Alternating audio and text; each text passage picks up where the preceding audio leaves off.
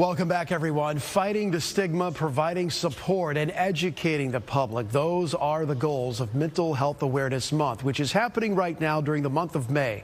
So today we want to kick off our live in-depth coverage of this very important, relevant topic as each year millions of Americans face the reality of living with some form of mental illness.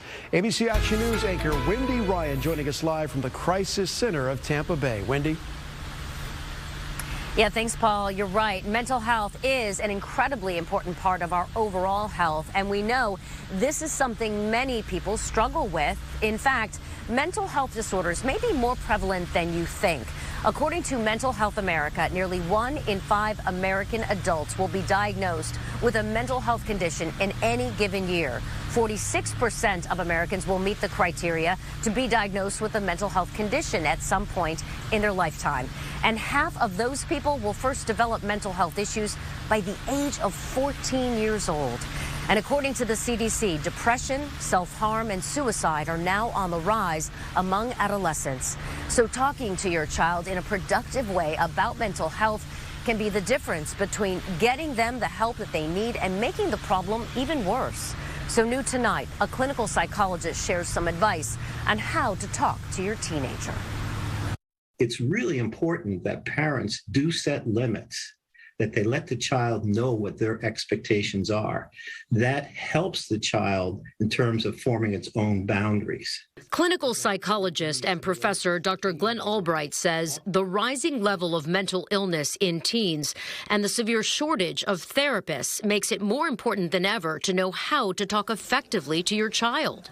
So Albright recommends something called motivational interviewing, or MI. Number one, asking open-ended questions.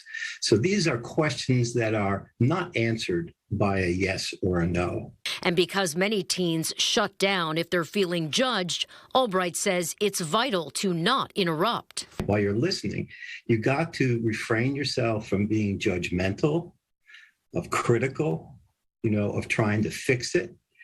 You just want them to be able to open up and reveal who they really are.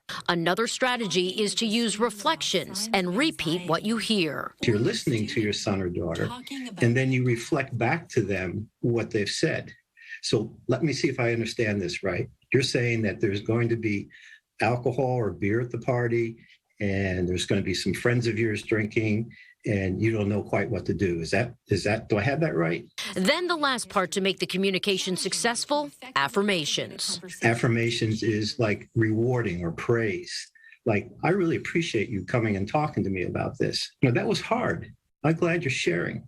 And we know that any behavior you reward is more likely to be repeated. At Kognito, we use conversations with virtual humans like me to improve social, emotional, and physical health.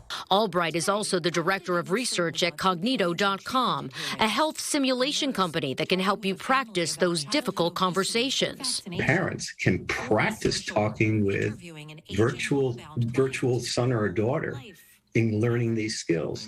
So these virtual humans, if you will, are programmed with emotions and memory and intelligence and will respond like a real child who's struggling with idea of vaping or taking alcohol. And practicing can improve your skill and help you become more confident to speak to your teen in real life. You're practicing in a risk-free environment.